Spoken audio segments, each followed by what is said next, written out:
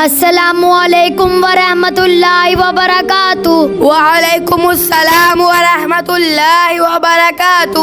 میں آپ سے کچھ اسلامی سوالات کرنا چاہتا ہوں، کیا آپ ان کے جوابات دیں گے؟ جی ضرور، انشاءاللہ میں ان سوالات کے جوابات دوں گا۔ انصار میں سے کس نے جانثار تقریر فرمائی؟ انصار کے سردار سعد بن معاذ رضی اللہ تعالی عنہ نے جانثار تقریر فرمائی۔ غزوہ بدر کے دوران مسلمانوں کی تعداد کتنی تھی اور مخالفین کی کتنی تھی؟ مسلمانوں کی تعداد 313 اور مخالفین کی 1000 تھی۔ 313 میں سے کتنے مہاجرین تھے اور کتنے انصار تھے؟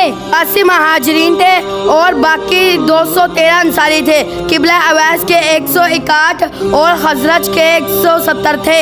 بدر کے میدان کی چوڑائی اور لمبائی بتائیں۔ یہ چاروں طرف سے پہاڑوں سے گھرا ہوا تھا۔ لمبائی 5 میل اور چوڑائی 4 میل تھی۔ غزوہ بدر کے دوران مدینہ منورہ کا خلیفہ کون تھا؟ پہلے حضرت ابن ام مکتوم رضی اللہ تعالیٰ عنہ کو خلافت سونپی گئی۔ جب نبی کریم صلی اللہ علیہ وآلہ وسلم مقام روح پہ پہنچے تو حضرت ابو لبابہ بن ابو منذر کو مدینہ کا منتظر بنا کر واپس کیا گیا۔